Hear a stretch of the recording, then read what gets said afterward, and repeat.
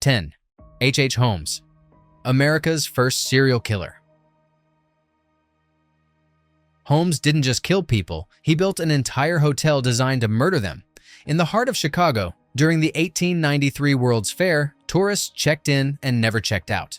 Holmes wasn't just a killer, he was an architect of death. And he's only number 10 on this list. That should tell you everything you need to know about what's coming. Herman Webster Mudgett, better known as H. Holmes, operated during a time when forensic science barely existed and people disappeared without much shock. And he took full advantage of that. In 1891, Holmes purchased a plot of land in Chicago's Englewood neighborhood and constructed what would later be called the Murder Castle. To the outside world, it was a hotel, but inside, it was entirely something else. The building had over 60 rooms, but many of them served no normal purpose. There were secret passageways, connected bedrooms to hidden staircases. Some rooms were windowless and soundproof, and gas lines were installed so Holmes could asphyxiate guests from another room. Trapdoors led to chutes that dropped bodies directly into the basement, where Holmes had built a crematorium and acid vats. He also had a surgical table because Holmes had briefly attended medical school and enjoyed dissecting his victims. Holmes confessed to 27 murders, though the real number is likely higher. Many victims were young women lured by false promises of employment or romance. Others were business associates he swindled before killing. He was finally caught not for murder, but for insurance fraud. Once authorities started digging, and the horror of what he'd done came to light. Holmes was hanged in May 1896 at Moyamensing Prison in Philadelphia. And here's the thing, the execution was botched. It took over 15 minutes for him to die, his neck not breaking cleanly. Some say it was poetic justice. 9. Ted Bundy. Ted Bundy is the serial killer everyone knows. Handsome, charming, articulate basically. He looked like the guy who'd help you carry groceries, not the guy who'd butcher you to death. That was exactly his weapon. Bundy used his looks and charisma to lure young women, often faking an injury or pretending to be in distress. Once they got close, he'd strike. Bundy's killing spree spanned at least 4 years, from 1974 to 1978, across multiple states, including Washington, Utah, Colorado, and Florida. He kidnapped, sexually assaulted, and murdered at least 30 women, though many believe the real number is much higher, possibly over 100. He often returned to the bodies after death, sometimes weeks later, to perform further acts of violence and desecration. What made Bundy especially terrifying was his intelligence. He studied psychology and law, even representing himself in court at times. He escaped from custody twice, once by jumping out of a courthouse window and another time by sawing through the ceiling of his jail cell. During his time on the run after the second escape, he murdered again, attacking a sorority house in Florida and killing 2 women in a frenzied rage, then abducting and murdering a 12-year-old girl. Bundy was finally captured in 1978 and sentenced to death. He spent years on death row, giving interviews, playing mind games with investigators, and offering vague hints about other victims in exchange for stays of execution. But in January 1989, his time ran out. He was executed in the electric chair at Florida State Prison. Outside, crowds gathered, some holding signs that read, "Burn Bundy, burn." When the switch was thrown, Bundy's body convulsed, smoke rose from his head, and the monster was gone. 8. John Wayne Gacy. John Wayne Gacy was a pillar of his community. He ran a successful construction business, volunteered for local Democratic Party events, and entertained children at hospitals dressed as Pogo the Clown. He was married, well-liked, and seemed like the embodiment of the American dream. Underneath that mask was something unspeakable. Between 1972 and 1978, Gacy lured at least 33 young men to his home in Des Plaines, Illinois.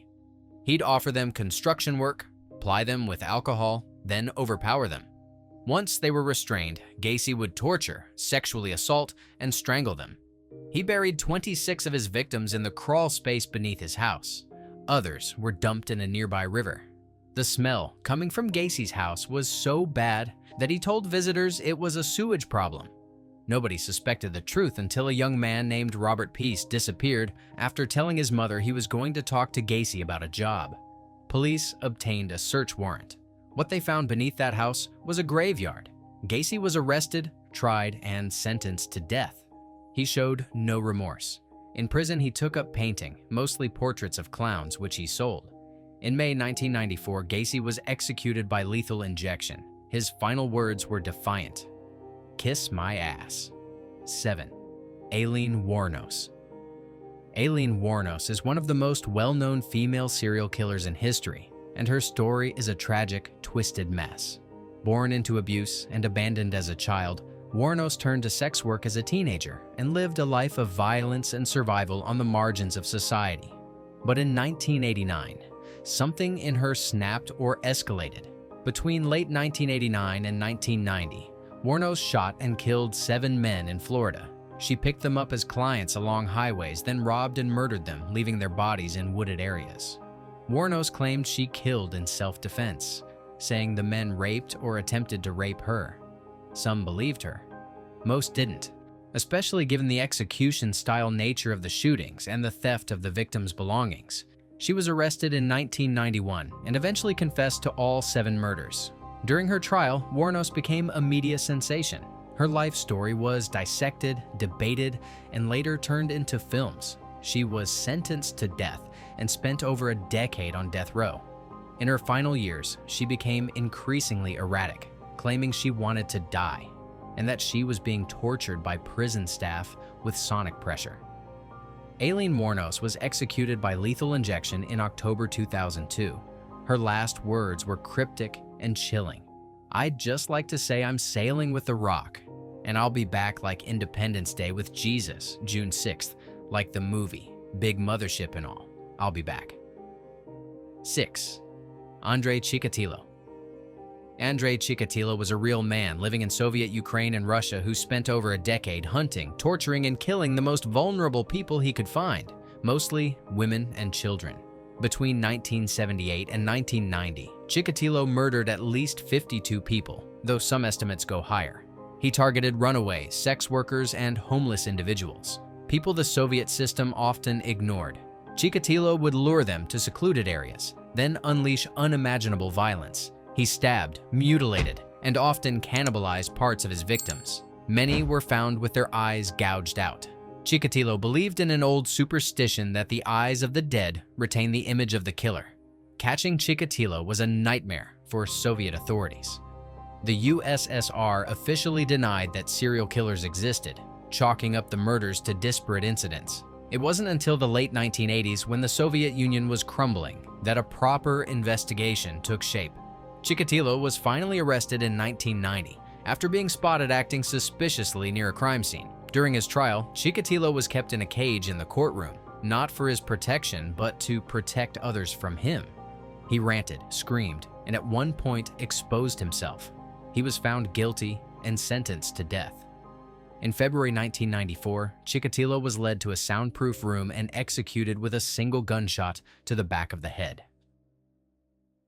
5. Jeffrey Dahmer. Between 1978 and 1991, Dahmer murdered 17 young men and boys, most of them in his Milwaukee apartment.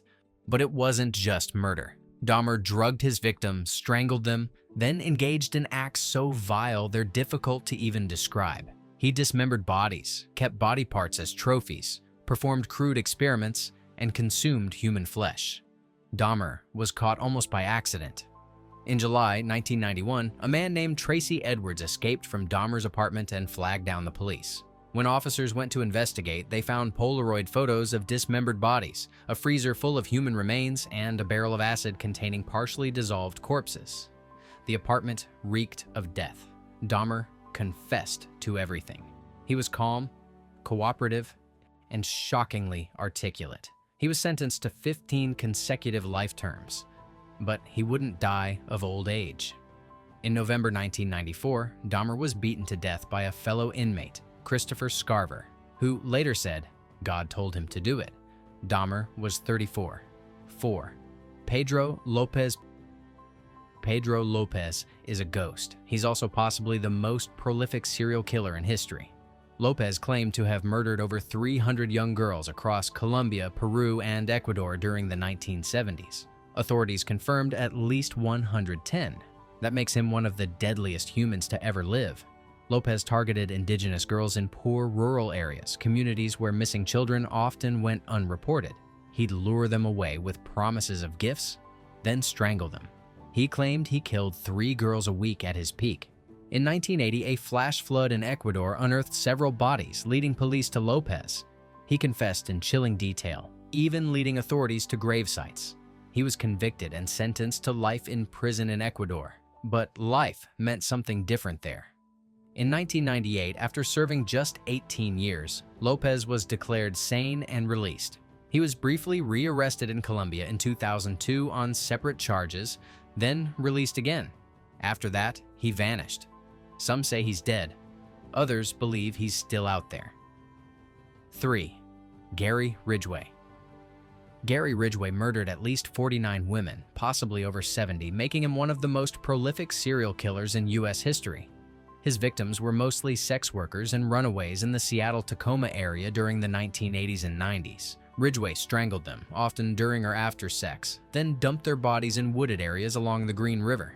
What's horrifying about Ridgway is how long he got away with it. He was interviewed multiple times during the investigation, even passing a polygraph test. It wasn't until 2001, when DNA evidence linked him to several victims, that he was finally arrested. In 2003, Ridgway pleaded guilty to 48 murders in exchange for avoiding the death penalty. He later confessed to more. Ridgway died in prison in 2021 of natural causes. He was 72. 2. Harold Shipman. Harold Shipman was a respected family doctor in England. Patients trusted him. Families loved him. And over the course of decades, he quietly murdered at least 215 of them, possibly over 250. Shipman is believed to be one of the most prolific serial killers in modern history. Shipman killed by injecting patients with lethal doses of diamorphine or heroin. Most were elderly women. He'd forge medical records to make the deaths look natural. It worked for years. He was only caught in 1998 when he got greedy and forged a will to inherit money from one of his victims. Her daughter grew suspicious, and an investigation was launched. Shipman was convicted of 15 murders in 2000 and sentenced to life. In 2004, he hanged himself in his prison cell. 1. Luis Garavito. Luis Garavito is the worst. He's the confirmed deadliest serial killer in modern history. Between 1992 and 1999, Garavito raped, tortured, and murdered at least 138 boys in Colombia, though he confessed to over 300. His victims were poor, homeless children who trusted him. Garavito lured boys with money or gifts, walked them to remote areas, tied them up, and then inflicted unspeakable torture before killing them. He often dismembered the bodies. Authorities found mass graves scattered across the country. He was arrested in 1999 and confessed to everything. Because of legal technicalities and Colombian law at the time, Garavito was sentenced to only 30 years, which was later reduced for cooperation. He died in prison in 2023. If this story made you think, hit like so more people see it.